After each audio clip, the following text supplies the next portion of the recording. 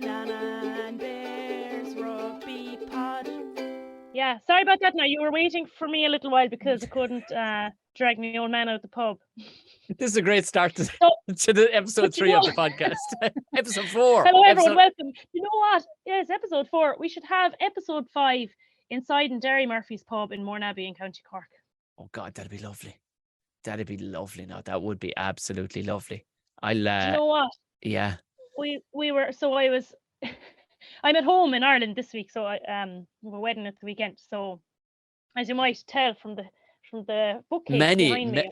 Do you know, like you're like Ron Burgundy? You have many leather-bound books. Many leather-bound books on the local history of Mallow and the surrounding areas.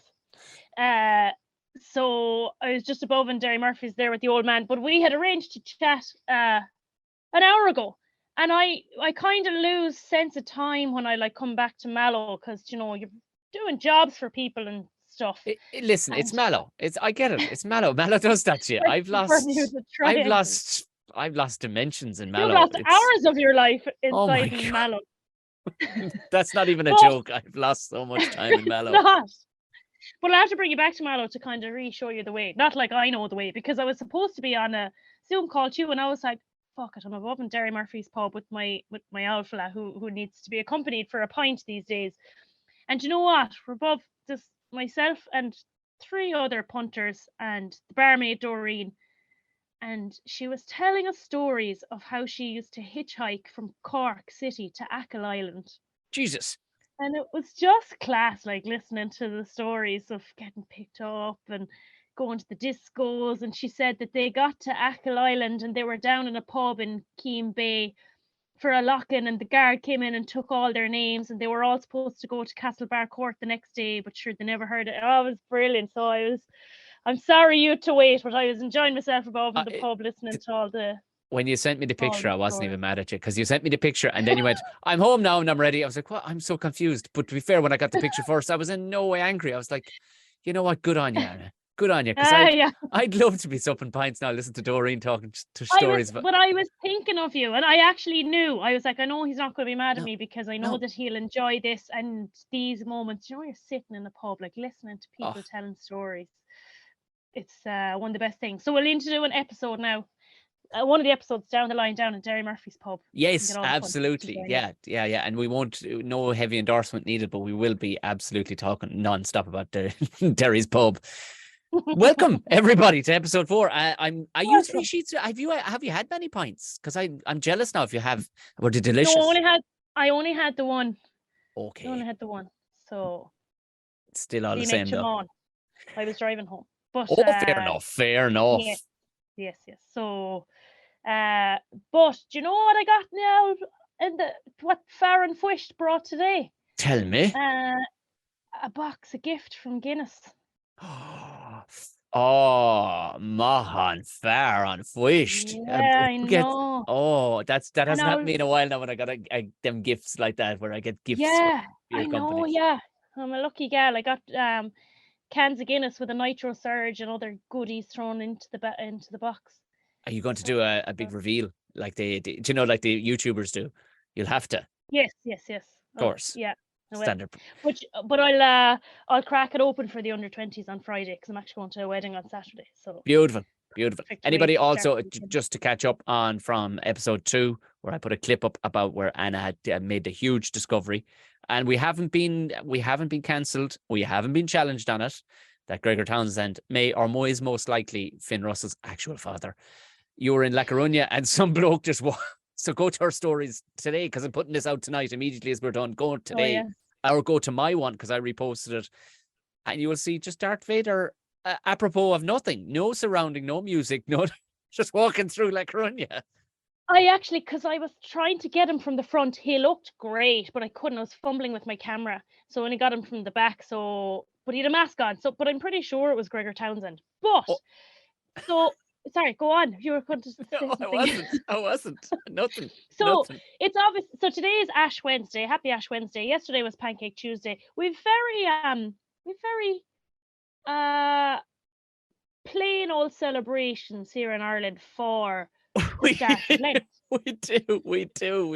You know, pancake and that's it. Like, and we're like, ooh, Pancake Tuesday. I'm telling you now, La Coruña, anywhere in Spain or most places in Europe and kind of the rest of the world celebrate either Carnival, Mardi Gras, something kind of wild. Yeah, because Brazil is My bananas God. this week. Yeah, Oh, with Carnival. Brazil is kind of the most famous for it, really, isn't it? It- Or kind of places like New Orleans or yes. but like not a bother to them. The Spanish in La Coruña, they're like, oh yeah, Tuesday, we go out Tuesday now. So and fancy dress, okay, fancy dress, yeah, okay, cool. Not a stone unturned. Everybody, I've never seen the likes of it. We dressed up as Vikings, me and a few friends, and like they don't slack. Like there's no like, oh, I'll just throw something on there. There was like a Chinese weather balloon. There was about 50 Freddie Mercurys pushing around Hoovers and mops. What else was there? There was a fella dressed as a skid mark. He had an underpants on his head and he was dressed in like white Oh material with a big mark of shit down the front of him. And my there God. were Minnie Mouses, groups, but like groups of friends that go out together. And because we were like dressed as Vikings, anytime we'd meet another group of Vikings, we'd be like, hey, hoo, hoo, hoo, hoo, hoo. And like the whole pub goes up like, and there was music in the streets, dancing. It was class. It was class. Like everyone was dressed up. Meanwhile, I'm sitting there with my lowly pancake and a bit of juice, lemon juice on the fucking thing going, yeah, can't wait to get a bit of ash tomorrow and not eat any meat. Yeah. Oh, Jesus. Yeah. Yeah. Nuts. I'll post more stories about it tonight because I don't think I was kind of, so absorbed in it. I didn't post as much as I could have. But one of them was Darth Vader. And I don't know, the video that I posted, I'll send it on to you. You can actually see that he's with, who's your one with the hair Leia. over her ears? Leia. Yes. And a little Luke Skywalker. It might have been Finn Russell, actually. Yes. Let's see. We put out a poll. Is this Finn Russell? Because you could just see them at the No. very end. I mean, the chat. I mean, of course, it I'm makes not perfect holding sense. your hand. You're embarrassing me. Give me back my ball, da. I mean, it makes perfect sense that they'd be in La Coruña, exactly where you are, where you had actually made the allegation first. I mean, to me, I don't see anything implausible about that whatsoever.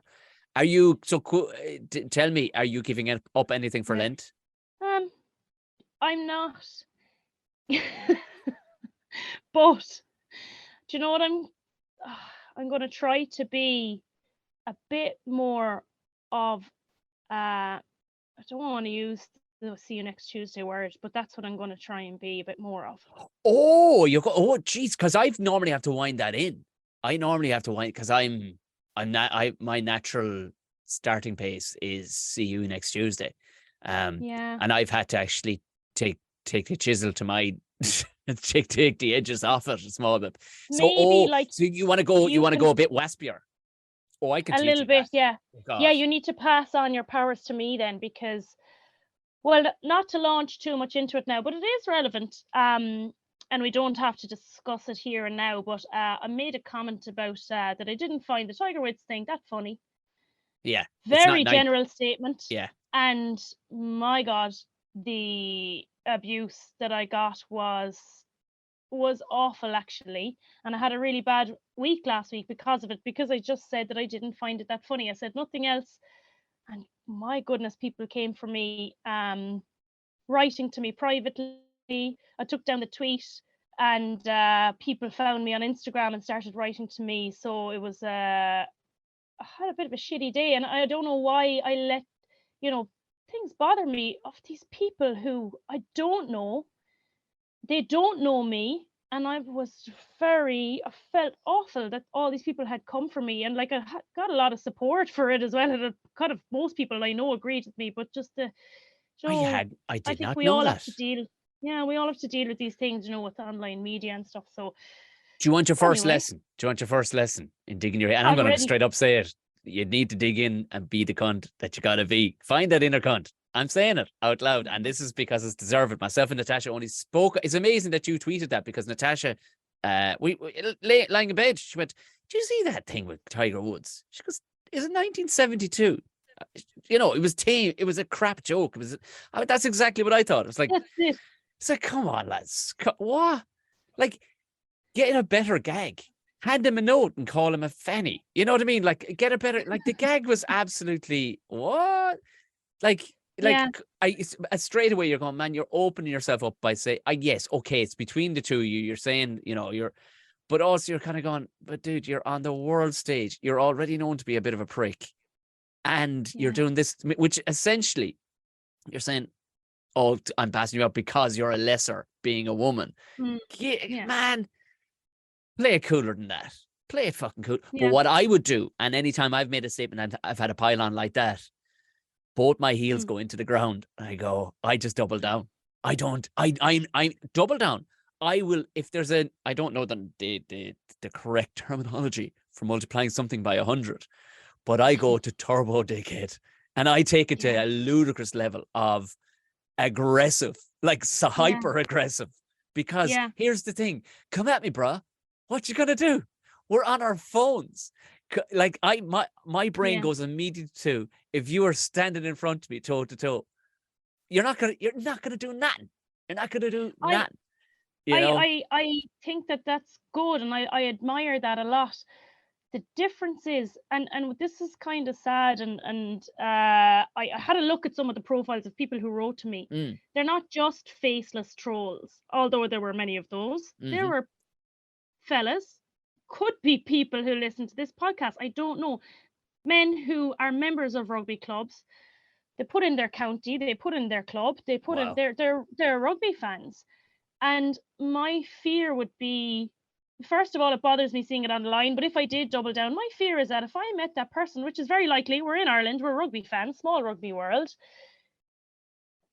I wouldn't be that confident they wouldn't say something to me, especially after a few drinks. I've been, I've had very difficult situations in the past. Every woman has, with men who have aggressive views about what you have to say, and if you stand up for yourself, it makes it worse. I've been in really terrible situations with men, and actually, you can say, "Come at me." You wouldn't say it to my face, but actually, this is fine for me to say that. Say it to me, and like it goes further than not just something you say, but it could grow. The fear. Yes.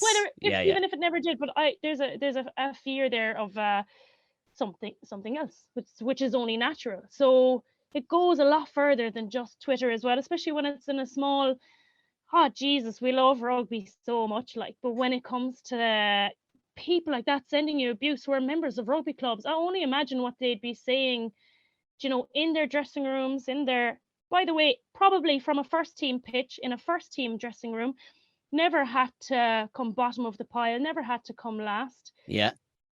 Now, you laugh at that joke after you have had to train after the women, use the smaller dressing room, have cold showers, be bottom of the pile for a while, and see if you find that joke still funny.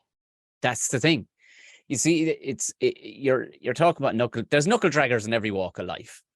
Because I meet, quite literally on a yearly basis, I meet tens and tens of thousands of people, and you can take you know what I mean? You do, and you actually test them to their level of it's a great tester being a stand-up, because I push them, and you get that kind of air from an audience. You're like, and you scan for people. I call them gophers.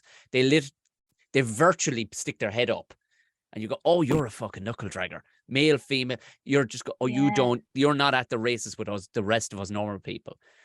And here's we've spoken about this before. This you should take solace in this. The reality is that I can honestly say it's about 1% of society is a fucking knuckle dragger, proper knuckle dragger, like dim bastard. Now, unfortunately, what certain sports like golf tend to, I would ramp it up. Maybe you're going to get 10 to 12% of absolute fucking knuckle draggers, and these seem to be the people that seem to be passionate about a shit joke. Hold on, by the way, and I can tell you, from a professional person who makes jokes, That was a really weak joke. On nothing else. That was right up there with like fucking really base level stuff. You're like, oh, you gotta, like, if somebody handed that to me, I'll go, oh, you have to do way better than that. Oh, fuck it. Hey, take that back. Take that back. Go back up to fucking 9th and come back again with another fucking joke, because that is disgusting in its level of humor. Okay, so they're two golfers, not exactly the funniest fucking people on the planet either. But for fuck's sake, he stands at the pro tee. Right in front of the pro tee is the pro women's tee. Right in front of it, which most men, and I know this for a fact because I used to build the fucking things. Most men, and I would say 99% of men, cannot drive from the women's professional tees because they're too far back. You know what I mean? So you're kind of going, well, where's your fucking problem with it? So, like, where's your problem with what Anna said? Like, it's like, no, stand back for 1 fucking second, will you? Yeah. Do it. It's a shit joke, but do any version of it. Be fucking sounder than that, will you? Would you just be fucking sounder than that for a minute? Like, well, especially the history that Tiger Woods has. Even that aside, because I don't like to cloud the issue, because that takes away from how much of a fucking prick of a move. Giving it an excuse. It does. It gives it an excuse, and it gives it. No matter who it was, if it was a basketball player handed to another basketball player, or 2 tennis players or something, I wouldn't take into consideration their background. You just go, that was really fucking, that was crass, and you didn't just stop for a second and go, maybe I shouldn't, especially given you're in the public fucking eye. And it would probably take him a second to go to then. But it wasn't an off the cuff thing either. No, he went away and bought them and stuff out of the vending machine, like, and thought, this will be funny. This will be really funny. Stop for a second. Go, maybe. You see, ego too is another thing. He's walking around going, I'm the funniest fucker ever. And you're like, no, you're not. Just you're really rich, and everybody nods and smiles at you. So he walked thinking that was the funniest thing ever. That's it as well. If for a moment there had been logic in his brain, which there isn't in anybody who's making plus 10 million a year out of a sport isn't going to have a whole pile of logic in their brain when it comes to self-reflection or introspective looking. He's walking up there going, I'd say this is the funniest joke. I'd say. But if it was your average person, they would surely be the Jesus go. If they knew they were on TV, there was going to be big consequences to this being spotted. They would have gone, that's actually a really fucking harsh joke. Hold on 1 second. My sister, my mother plays golf. Do you know, that's where people need to stop and go, did you like your mother? Do you like your sister? Do you like your missus? Do you know what I mean? Do you like, well, now think. You might like them. I know a lot of people who really like women and still believe that they are lesser. So it's not even about that. It's just there's so many layers to it. We're not gonna fix it tonight, but I want people to I do genuinely want people to get on. I know we ask about fucking all sorts, and I ask about all sorts. Like last night I did a podcast asking about outdoor toenail clipping, and I got a lot of responses on it. But outdoor toenail clipping. Anna, I have to tell you, you had a great couple of days. I had a great couple of days, which was ruined by one moment, but I'll explain that to you. I just picturing Father Jack. You think you had a terrible time with 10,000 people piling on and fucking giving you shit. Wait and you see what I had to witness and deal with. Oh, but anyway. Just picturing Father Jack worrying the armrests. But that is 100%. I'm so glad you brought it up from your point of view, because I don't want to be seen as a white knight either, because how the fuck, what do I know about being an actual woman? Only from what I've been told. But I will never ever know what it is to be a woman. Do you know what I mean? No. So I've been very cautious of, I will always stand up for, but I will, rather than guys, we need to try better, because that to me, a lot of the time ends up sounding like, you sound like you're fucking hiding something. But in this instance, I would believe the generation is changing. There'll be a lot of knuckle draggers, Anna, that we've lost. They're just lost, and we'll have to wait till they die until we come in. You know, it's just a way of it. Deadwood needs to burn out, and unfortunately, like, the tide is turning. It's great. Women's sport is the number one way that it will turn. Like when you see it in tennis, you see it in fighting. Fighting is probably leading the way right now when it's on the view of women's sports, because you see the numbers going up and up. Rugby will pass along. We're going to do the Women's Six Nations as well here on this.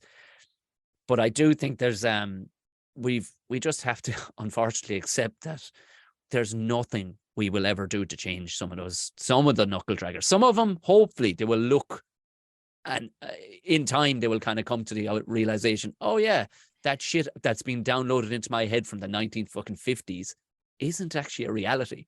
Women and men are the exact same. I need to stop being a complete piece of shit. Do you know what I mean? See, I can't actually give up on that, like you say, because I know people, a lot of people that still believe that, people I know and people who are friends and people that won't stand up for women, and people that believe I I have a story about it. Actually, I actually couldn't be bothered telling it now. But someone who basically told me women's rugby will never be as good as men's rugby. And I have a whole answer to that I'm not going to share now. But my belief in it is that, well, I'm not going to give up. I can't. When I've given my whole Of life course, yes. to rugby already, I'm not going to sit back and be like, Grant, you believe that they're love. I'm just going to have to continue, showing people what I believe, which is that it absolutely can. Yeah. Because yeah, I yeah. know, because I've been there and I've been around long enough, and I've learned a lot. But we don't need to discuss it much further tonight. But it's probably important to address, because probably people people are probably sick of it, but it's good to hear different opinions from different sides as well. So No, I think so. And there would be a Venn diagram of people that would listen to this that are possibly golf fans. I don't know, is there such a thing as a golf fan? I suppose there is. But you know what I mean? People that would, I love golf. Yeah, I don't mind golf, but the people that would definitely know of what went on and possibly, hopefully, don't agree with what an absolute crass piece of shit joke it was. It was like, man, come on. But I'm glad. Do you know what? I'm glad it's catching the heat. Do you know what I mean? That it did. It was. I didn't see your tweet, because obviously you had it deleted. I had deleted it within the hour because I had received so many horrible messages. And I made a general statement. Do you know I didn't find it funny? Do you know it's an awful pity is that we didn't know that was going to happen, but also that the two of us as an experiment didn't put out the exact same tweet at the exact same time to see. Wouldn't that be interesting? Yeah. You know what I mean? Just to see. Now I've had pylons from cyclists. That's who's come after me a couple of times. But needless, they're quite. We're sitting back quietly, and this one laughing at all the golfers and the athletes. Yes. I know we're talk about that. We go from an exciting sports to those things. Anyway, but I'm delighted you did bring it up, because it had passed my brain. But I was so glad Natasha brought it up in that exact sense. She goes, what fucking year do these dickheads think it is? I said, Natasha, you've no idea. You live in a very nice world in that, you want to believe that everybody. I said, trust me, I meet them. They're fucking idiots. Like, they're out there. They're out there. Unfortunately, they are out there. Well, what now meeting briefly, very quickly, I was gigging at the weekend. I had some beautiful gigs at the weekend, met some lovely people. I love one thing. I love gigging in Cork. It's where I cut my teeth. In comedy is where I started. And I love one thing after gigging, anytime I gig in Cork City, because Cork has the best chips in Ireland. I'll fight you on that, anybody listening. I will fight you. It has, as a city, it has the best range of places to get chips. And I love, Anna, being hungry before a gig. I love it. It makes me waspy. And then I get into my happy place. I don't know what it is. I hate to be too lethargic, especially with stodgy chips or pasta or anything. I just like to be just kind of on the edge of, a bit fairy. And then immediately afterwards, look, thanks everybody. And I jump in the car, and there was a chipper up on McCurtain Street, and it was a blue place. It was called the Fishwife, and it made the most delicious. Oh, they were like little crunchy little balls of joy as you bit into every chip. It was a chef that had it, and he took so much pride. It would be double fried. I don't know, did they do them a beef? Oh, Jesus Christ, they were outrageous. And that's all I wanted was a bag of chips. And like when Shakespeare would write, something bad is coming. You know what I mean? Like, you're about to get stabbed, et tu Brute, and all the rest of it. And did they call it onomatopoeia when the weather and the environment shows you that something bad is coming?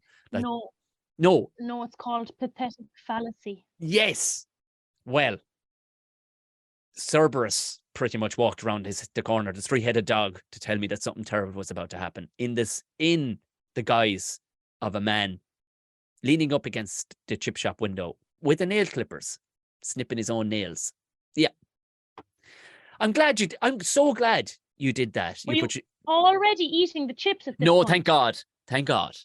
They weren't, and they were snapping and flying all over the football. One damn near hit me like a bullet. It shot off the end of his thumb. And and I wouldn't mind, he's chatting nonchalantly to this woman beside him. Now, I think the two of them were mad jokes. Like, you'd have to be a mad joke to bring the nail clippers out with you. But it shot, like, they were shooting off, hitting people. I'm like, oh, Jesus Christ, holds together now, Tommy. It's a great gig. You're going to get great chips. That's really fucking bothering me right now. That is really troubling me. Like, I've seen people pick their noses, scratch their hole outdoors, but you're like, okay, it's gross, but it's a thing that you see gross people doing outdoors. I have never, in my 40 years on this planet, seen somebody chopping their nails with a nail clipper in public on the footpath. Fingernails, not fingernails. If it got to the toe, yeah. That's grand. No, there wasn't. They were filthy and they were flying everywhere. It was just the oddity of it too. I feel sick. I actually, on behalf of people of Cork, I can only apologise. Look, I love the place. Like I said, I was there for long enough. I was willing to excuse him. And then around the corner into the chip shop, don't recognise man behind the counter, but he had a kind of a French accent. I went, that's good enough for me. You sound chefy. Bag of chips, good man. Lovely job. Get the chips. Head, jump back in the car. I'm halfway out the from High Road. And when I stuck my hand into that bag of chips, and what I got was these meager versions of McDonald's little slim fries inside the bag, and not those little bundles of fun that used to. They were like they used to be little golden fingers of happiness. And these disgusting yolks, needless to say, night round.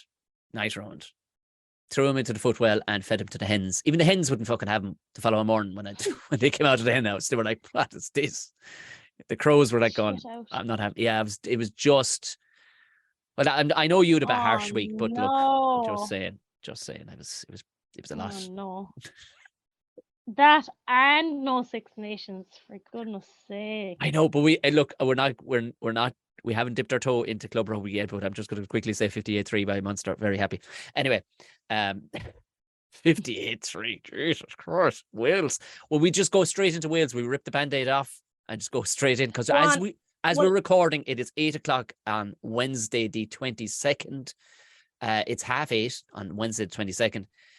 And the meeting, my phone hasn't buzzed. Anna's, because we're hyper nerds. And we claimed this wasn't going to be a nerdy rugby podcast, but it looks like we're kind of weird nerds in that we have notifications set up. They haven't come out in the meeting. They haven't named the Welsh team. So they're still technically on strike. The game is still hanging in the balance. What? They should strike.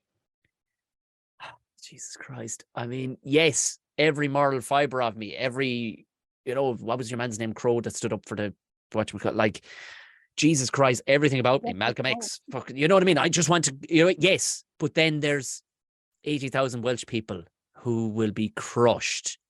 No, crushed for a weekend with a long-term return. Do you think do you think business-wise, Jesus Christ, if you all walk, then you really are nailing your colours to the mast. And I think, I think, yes, every moral fibre. And it would be, what will they do with how much business will be lost to Cardiff that time when the place is, what happened? Where they've thrown money, flahulach, around the place. For our international listeners, flahulach is one of my favourite words of all time. It means just, carefree, isn't it? Do we have many international listeners? Oh, we do, yeah. We've people abroad. We are a burgeoning. We've burgeoning podcast, and we're reaching. We have Australia. We had somebody in Saudi Arabia. Yeah, of course it easily could have been. That was that was Monday night. But sure, look at. Actually, pals in Canada are listening. Sorry, I didn't know there was international. Great. So flahulach is a new word that you're after learning. If you didn't, is that what the hell?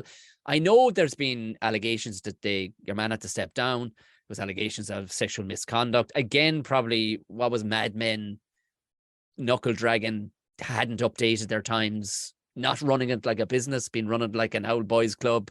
Is that what? Rubbing their belly, putting all the money in their pockets. Yeah. And not looking after, like, patting each other on the back, stuff in their pockets, big important in their eyes, jobs, but no respect, or kind of forgetting about the real source of their income and the source of what makes, rugby what it is, which is the players. Good fair play to a few kind of brave players that put it out there, and they were like, if I get injured tomorrow, my family has no income, and if I come the summer, I might be out of a job. And they also probably don't have other skills or qualifications because they've probably been professional most of their adult life, rugby players.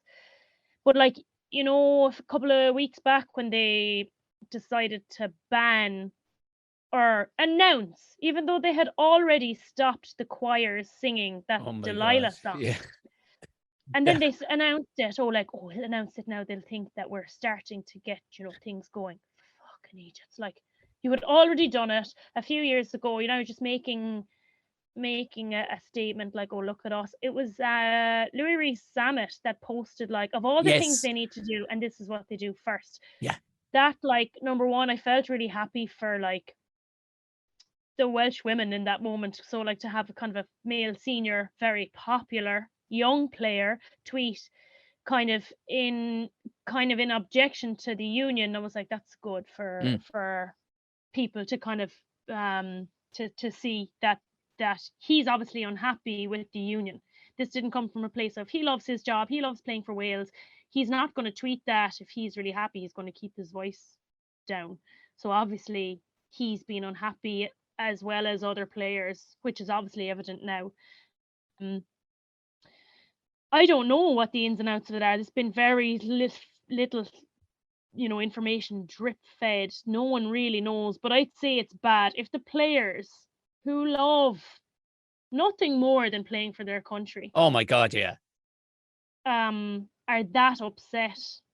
I empathize with that feeling completely. And I think that they should strike, because I'm not sure, unless they really know themselves, they're going to play and they're going to push the union to the wire and make them sweat. But why? How could Why as a union would you do this? Like, if it wasn't raised, yeah, they should have had this all wrapped up before Christmas, like everything. Hello. And The only thing they're worried about is themselves and their own pockets. They've forgotten that it's the players that are the ones that keep them in a job. Like, oh, I'm on the board or whatever for Welsh Rugby Union. why would you not? Like, The they were rugby looking for union. three simple things. They were looking for the 60 cap rule to be scrapped, which, for anybody wondering, it was here in Ireland, you cannot play outside of Ireland if you want to be selected for the Irish squad. It's not written in stone, but it is more or less there. That's it. But to be fair, our club system here, our clubs are good. They do well. You'll win shit if you, at least if you're with, but the 60 cap rule, when a lot, yeah, we don't need to get into that. I'm not getting into it. But the 60 cap rule was there. In other words, that you could only play abroad outside of Wales if you had 60 caps plus. So I think they want to get that scrapped. There was a weird one where it's like, there's 80%. Your agreed fee is 80% or X, say 100,000 a year, but we're only paying you 80%. The last 20% would be based on kind of a bonus system that we'll kind of fuck around with. And it was, no, thank you. And I'm trying to think of what the third one's quite simplistic as well. It was like literally the swipe of a pen. You would look at it and go, Jesus Christ. Yeah. If somebody new walked in to take David Nusafora walked in and looked at him and went, Jesus Christ, sign that.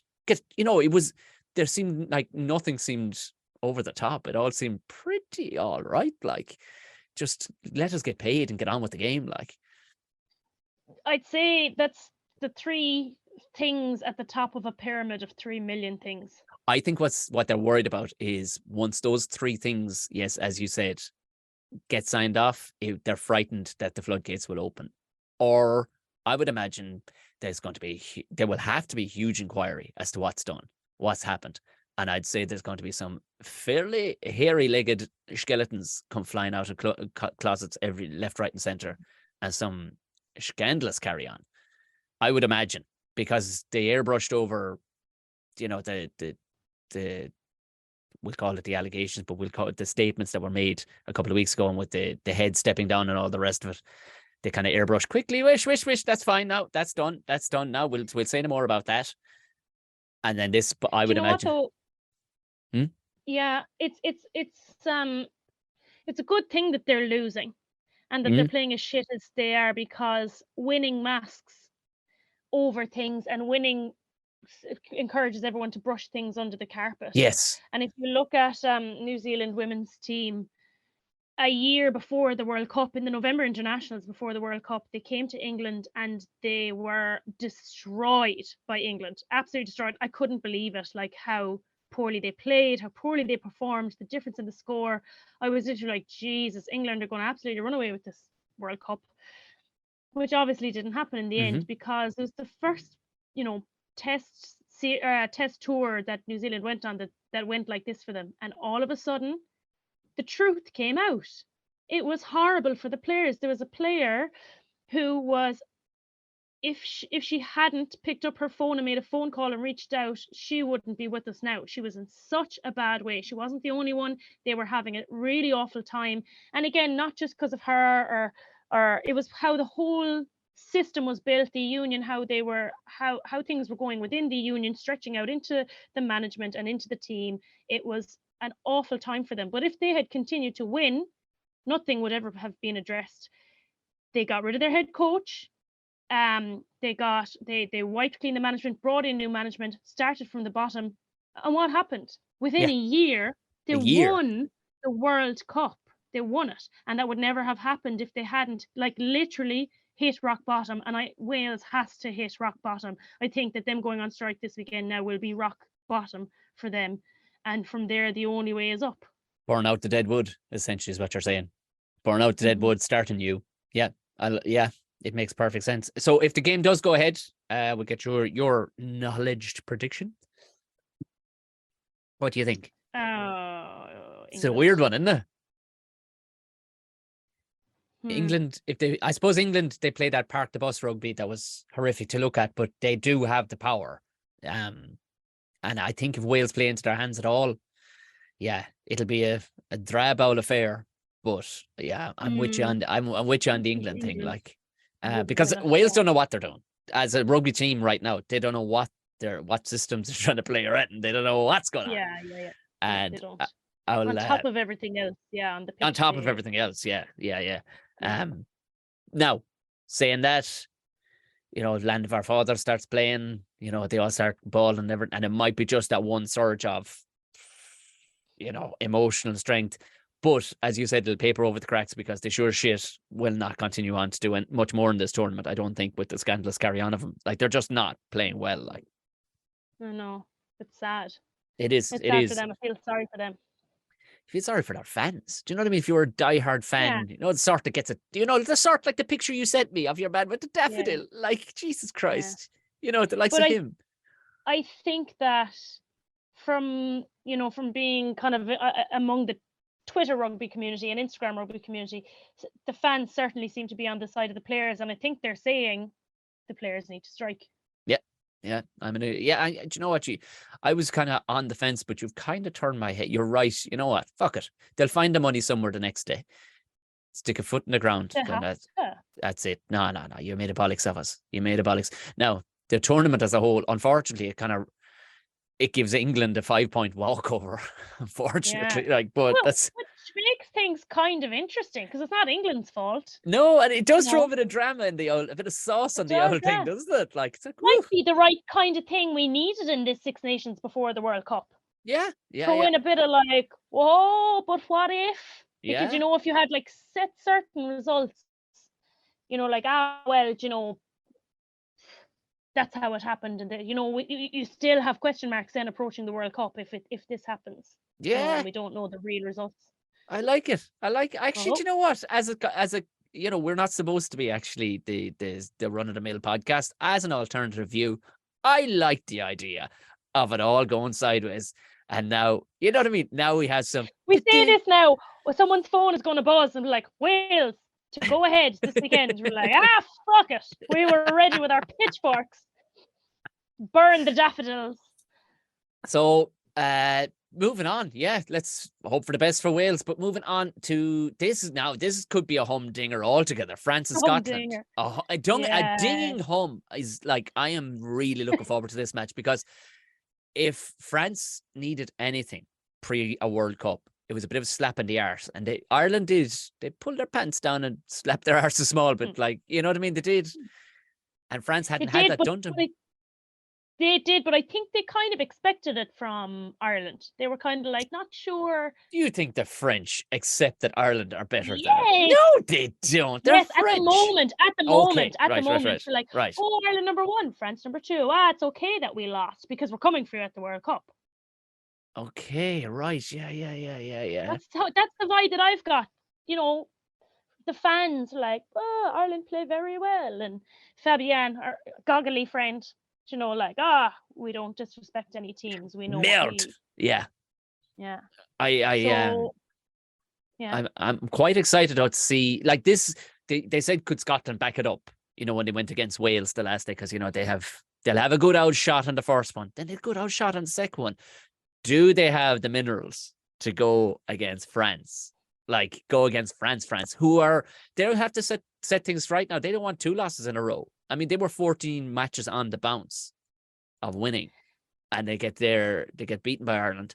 There's no fucking way they're going to be happy with even coming close to getting a loss. Like, and in their eyes, Scotland, Ireland, we can accept, but yeah, Scotland, well, that's the thing as you well. know. But the Six Nations drama queen in me wants Scotland to win, but I actually think that France will win.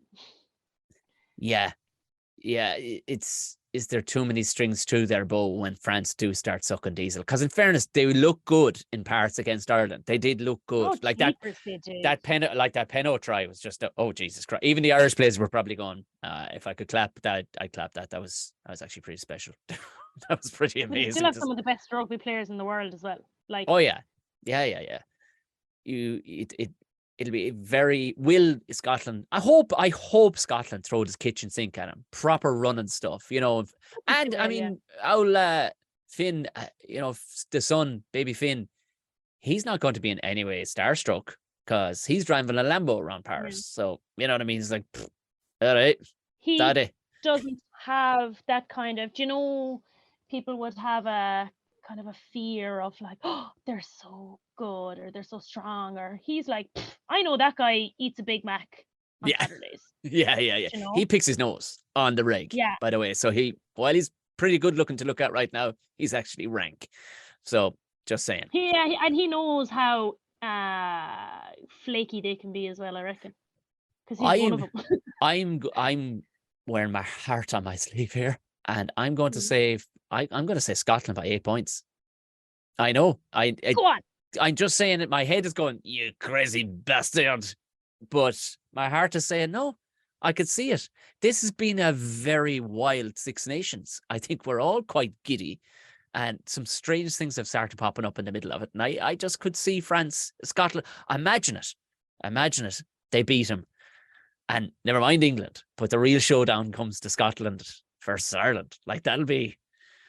You know, that's some Celtic warrior stuff. That. Oh, that'd be brilliant. That would be brilliant. So I want Scotland to win. Let's go with it then. Even though I'll say France because then I'm usually wrong. So that I actually would prefer Scotland to win. I know there's people absolutely coughing up their croissant, as you would say yourself. See, I have to say that rather than croissant because Anna would actually just end the call if I didn't enunciate it.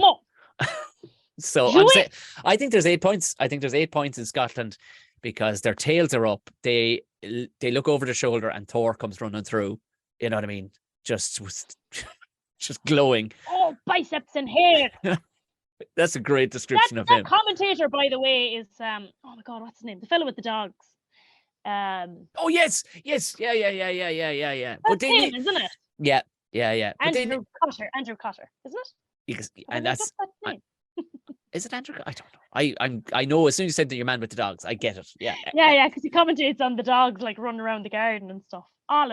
Yes, and he did a brilliant one during lockdown on he did, because he does horse racing as well, and he did a brilliant one on his kids' toys actually racing. So he had like, and coming up in the photos we have Inky Pinky, and Inky Pinky is running on the outside now, and it was amazing the way.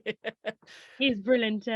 Brilliant. That's it. So it kind of makes sense that he's got this like droll comedy sense of humor. And so there's no harm having characters. That's why we both love Finn Russell. We need characters. I don't know. Again, we're dipping back into club rugby for a moment, but I'm just wondering if you saw Simon Zebo's try at the weekend. Did you? I didn't, but I saw the pictures afterwards. I didn't see that game. It was the coolest slide you've ever seen. Like you would only. It's literally like if the guy put on a pair of Pit Viper sunglasses and just kind of went, yeah. He slid around and kind of came up on one knee and just to the camera kind of gave a, oh yeah. Monster did well getting him back. He's just such a like a media, like marketing team's dream. Great name, great look, runs, and he's a great player. Everybody loves him. He doesn't give a shit as well. No. I think because he's playing well and he's not playing for Ireland, so he's like, whatever. Yeah, whatever. And also he gets his huge tax back. I think after the fight, they get it a huge ball of money that they put away in tax. I think they get it back if they move home after 5. It's anyway. There's a very French name on it that a lot of them do avail of. Moving on to the real reason why we're here. It is of course Ireland, the big one. Ireland play Italy at the weekend. He's rung in the changes for training anyway. So Kieran Treadwell comes in, Gavin Coombs is back. Yeah. Scott Penny is in, which a lot of Munster fans got really ratty about. And I was like, but is it? He probably he fits. I know what they're getting at. They're going, how can you look beyond John Hodnett? How can you look beyond? And he was like, very easy. He looks at everybody and he gets it. Like Jemison Gibson Park was second string, was playing second too. And I mean, maybe he's looking at Hodnett going, not yet, John.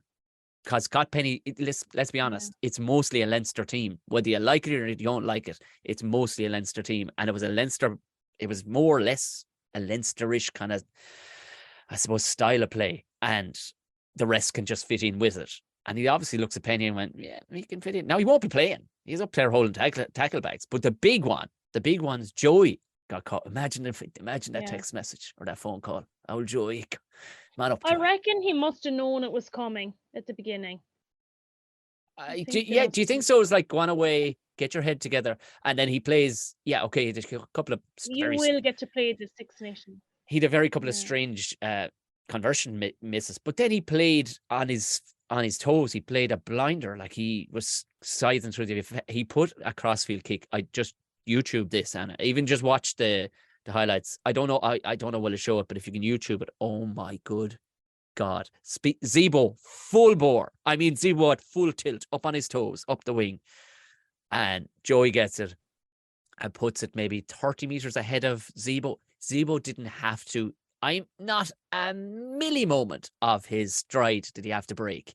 He just literally put his fingers up and it landed like an Easter egg. Like there's almost no. There's maybe five of World Rugby that could do it. What he just did. It was immaculate. Now he was probably just feeling hot at the time. It was like 30 points up, But I wonder, like, was it in that moment he was like, call me back in, Daddy Andy. Call me back in. I'm good to go. But he knows he can do it then. Yeah. He shows that he's still got the old minerals. Like, but who'll start it out half, do you think? Who do we have? Who's Byrne and Crowley? Because Sexton, it would seem, is injured, or they're at least setting him out for this one because which is good. Yeah, I'm happy with that. I think Byrne, but it would be nice to see Crowley have a crack. But I think he'll do what he did in those last few weeks, which is bring in the changes early. Yes, Doesn't right. matter what the score is looking like. Bring them in with half an hour at least. So I think he'll go Byrne and bring in Crowley. Yeah, I like it. I suppose, flip it the other way. Byrne probably did himself huge favours pulling that kick off against Australia that time. And we were both saying it last week, we looked fired up when he came on. He was buzzing and it didn't slip a millimetre. The game didn't slip a millimetre. Yeah. He looked absolutely to the manner born when he came on. Now, before I need to say this. This may be come across for our rugby union purists, right? I don't know. I said something at the very beginning of this podcast that I believe that World Rugby changed in the last World Cup when they saw how Japan played. High tempo, high tempo, high tempo. Keep the scrums fast. High tempo, fitter than everybody else. High tempo, high tempo. And now we've come to a point where we've got 46, 47 minutes in play. Scrums are lasting no time. So the scrums are like everybody was like we all love the Fresh Prince of Finlay Beelum right now, right? We love him. He's cornrows, he's fitting in for Old Tig.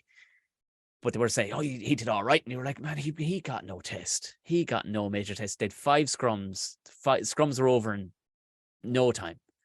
He pulls off that move where they split the defense wide open and he gives it back into Hugo Keenan. They're all starting to look like the same player. All the forwards can pass, all the backs can tackle, and like Murray's as big as O'Mahony. Do you know what I mean? All these people are starting to look about the same heights. Now, this is where it's going to get controversial, and you'll probably hang up on the call. But I believe Ireland are setting the standard. Everybody's going to have to follow what Ireland are doing right now. They're going to have to get faster, fitter. Ball and play time is going to have to get longer. Less pricking around with scrums and mauls. Unfortunately, I love a good old maul. I think Andy Farrell is turning Ireland into a rugby league team. Do you agree? I don't disagree. Isn't it? When you look at some of the moves, I hadn't pictured it that way before, but the defenses is set up the exact same way. Whereas the guy outside, you don't know who's going to defend you. Before it was just a man on. Now you don't know who's going to defend you, which is a very rugby league thing to do. Like, yeah. Do you know the rucks are non-existent? They're as good as those, tackle and let him roll the ball. The scrums, damn near non-existent. 5 scrums the last day, and the way they're splitting defenses wide open. Now they're given all sorts of, it's the options that they're given. Everybody's moving. There's 4 options nearly on every pass now. But if that's the knowledge that Andy Farrell has, well, doesn't it make sense? What he's going to bring. It does make sense, yeah. There'll be union people spitting up their toast hearing this now. Yeah, but at least, I don't see how they could be, given it's so entertaining, number one, and we're winning, number 2. Yeah. But the other thing is that at least, like when rugby league coaches kind of came across from into union, that's when the tackle height went up. Yeah, that is true. Yeah. So at least I think Andy Farrell is wise enough, and they've just modelled it to, if that is what he's doing, and he's like, okay, here's my playbook from when I was a player. Let's put in the World Rugby expectations from Union, down our tackle height, and then keep everything else the same. Yeah. So I'm amazed. I thought you would have cut me off. Well, the fact that I mentioned rugby, but rugby league is so entertaining too. Like, it really is. Like, but I like a scrum and a maul myself. It is what we're doing. I like the style that we're playing, like with this many. But like that's not Andy Farrell's decision. Let's keep the ball in play. Like, that's also a consequence of the game, and a lot of that came back to the referee as well. Play on. I suppose, and their accuracy of pass, they weren't knocking anything on, so they weren't giving away many scrums, So playing really well, exactly. Yeah. Like, all right, lads, I have a plan. How about we stop knocking it on? Can you? That's actually a great sketch.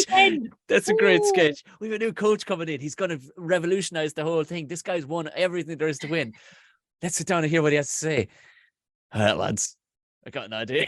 And then all the backs are like, no, we love knocking it on. We need it. Would you stop? The forwards. Scratch your arse for a while. Big old fucking no. orders for hands. Sorry, hang on. Are you a forward or a back here now? I was a back. I was a centre. I just didn't pass it. I just didn't pass it. Nothing worse. You into contact, drops the ball. You take your head out of someone's arse, running away from a scrum. Whistle goes, walk to the next scrum. The backs fucking knocked it on again. How many times in a match you're like, you are going in there next, and you'll be wrecked, like going into the scrums, like, for fuck's sake. Next person that drops that ball is going into the front row. So So that might be their new plan. Like, okay, have a plan. How about we improve our handling skills? Yeah. Well, I mean, it is funny. It's funny. It's been the thing, the buzzword, the buzz catchphrase of the last couple of years. I mean, they just need to really practice their catch pass. I'm like, they're fucking. You mean they're not practicing their catch pass? Like, but like, you know, the drills you do down with the kids in La Coruña, they're the same drills that the Irish rugby team is doing inside in the high performance centre. Isn't that amazing when you think about it? That you'd have coaches who went, Irish sure they know how to pass. We won't bother with that now today. No, if you're a darts player, you still need to play darts every day. You still need to hit this, So, but getting onto the game, really, sure. I mean, I'm in agreement, and I think the same thing, that it'll probably be Byrne to start, because there's no harm to give him miles, but Crowley needs a cut or two, unless something miraculous happens, and Joey comes in on a parachute, and like that. Did you see that French game where the fella landed on the pitch in the parachute? Amazing. It's like Joey Carberry this again. Even though will he give? No, he won't. He won't. Cole Carberry's holding pads this week. He's not in bowl by school, but he's not top of the class. He's not top of the class. Yeah. And unless Crowley, which I doubt because he wasn't released back to the province, unless Crowley hasn't been playing great at training, but he would have been released back otherwise. I don't see it, unless they want cover for fullback to see how he looks, because he's a class fullback. I don't know, maybe. Yeah. Getting on to Italy. Italy have Garbuso back. Or Garbisi, I should say. I'm mix him up with Garbuso. So it turns out I listened to a great podcast with a very interesting man driving back from Killarney last night, and it was a man called Stephen Aboud is his name, Irishman. Steve Aboud, yeah. Aboud. And he went over to Italy, and how talking about the early stages foundations from 7 years out to try and get things. And he was talking about just, the when a small, you can do it with any crowd if you're just given the back. And I was kind of going, Jesus Christ, bring him back home and put him into women's rugby. That's what we need. Put his project management into women's rugby. He has done that in Irish women's rugby already. But he shouldn't be let go away. He shouldn't be let go.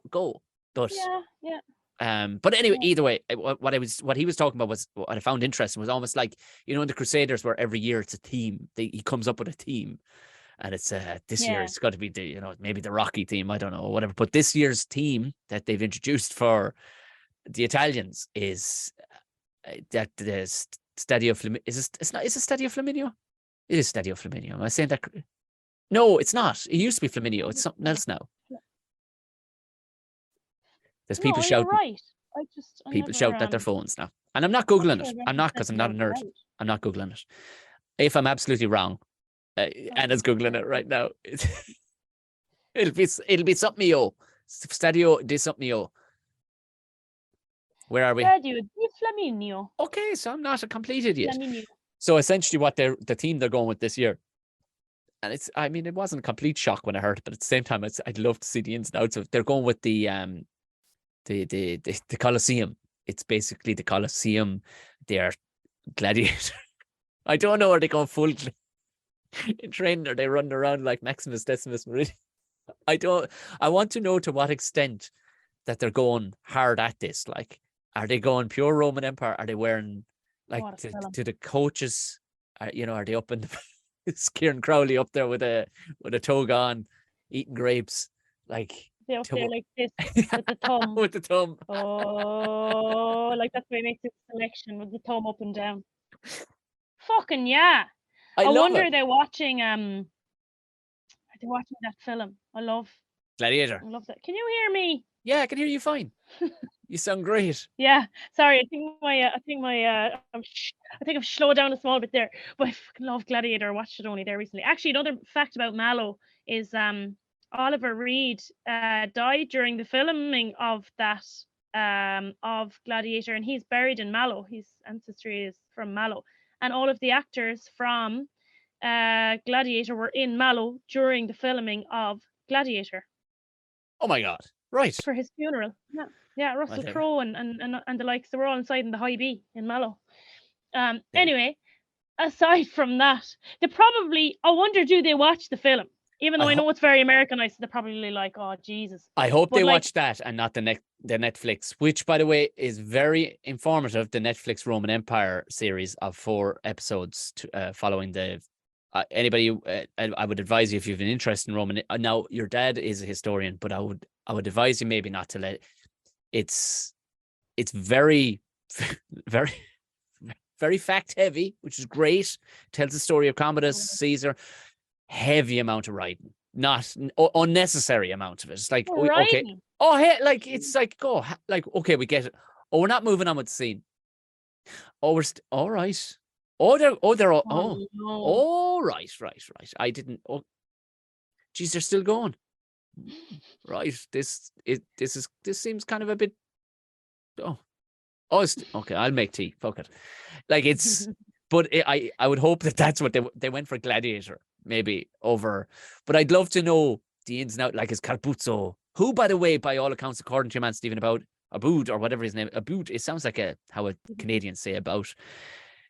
Apparently, he is if he's stuck with the position, he would be at top 5 scrum halves in the world. That's the level of scrum. A crazy good scrum half, like crazy good. Yeah. So.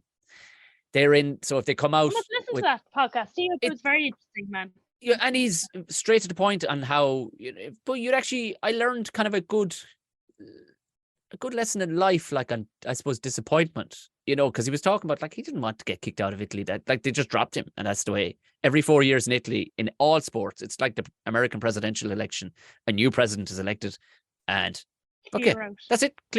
Full clear out. Now he managed to. It would seem, because I think he was there 7 years. He managed to get into the second one, but it was some interesting points on how to deal with criticism too. It was interesting. It was like, because he was saying, about a couple of years ago, because he was being asked by Sinead Kassan, who was asking great questions.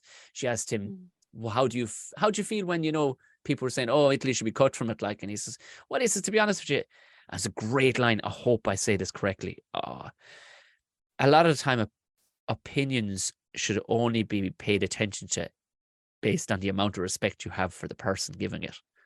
I was like, oh, that's nicely put. I'm probably doing that. I'm probably hatching that. But it was that. I was like, oh, that's a very good line. I must remember that. That's what I need to do. That is a very good. But he sounded like a man who has trained his brain to be. Do you know what I mean? He sounds, not robotic's the wrong word, but he sounds well trained at that feeling. You know what I mean? Because probably taken. But it was very, very interesting chat. But it was, I'm interested. He was saying, look, his opinion, Italy are going to throw the kitchen sink at Ireland. And I'm looking for, I really hope they do. I really hope they do. But I don't think Ireland would be naive enough to go, we'll steamroll these guys, be the finest. But they'll surely have too much from, will they? They will, I think. But I think you're right that they're not going to be like, this is easy, because they're changing up the team. They haven't played. I'm presuming it's a team that be trying new things, so they're going to be kind of nervous from that side of it anyway. We've got to try new things. We've got to put this into practice now, and I've got to play well because I want to start in the next game. And I don't think it'll be a game that's taken for granted. No. And I agree with you. I want Italy to throw the kitchen sink at Ireland. I don't think there'll be wholesale changes on the Irish team. I think, because it often surprises me, like, Jesus Christ, that fella's body not beaten up enough. But like when they did it with Fiji last year. I think there will be. And do you think so? Sorry, go on. Yeah, do you remember they did it with Fiji last year, and Farrell was absolutely bulling afterwards. He was like, Jesus. But it was a disrupted team, like, and a lot of fellas lost their stars that night, like, with Gavin Coombs being one and right, Joey being another. You're right, actually, in terms of, like, do you remember on their New Zealand tour, and Johnny Sexton shouldn't have been playing at all, and he played and they won. Yeah. I actually was surprised at that they played Johnny Sexton that time, but it was now they believe they can beat the All Blacks, whatever, but at what cost? I still think that it was the wrong decision to play Johnny Sexton. Anyway, you're right, he actually doesn't change it up as much as I feel like I expect he will. But it just gave me the vibe, with giving those young players that good chunk of time at the end of the games, that he might change it a lot. But even if you have a different out half, that changes things for the whole team almost. Yeah, I think what he's probably going to want in Ross, because in all fairness, say you're I don't know, say you're Fiddly Beelum and you're looking over your shoulder and you see Ross Byrne, you're like, okay. I think what he needs to build it is that he can look back and go, oh, class, it's Ross. He got this. Do you know?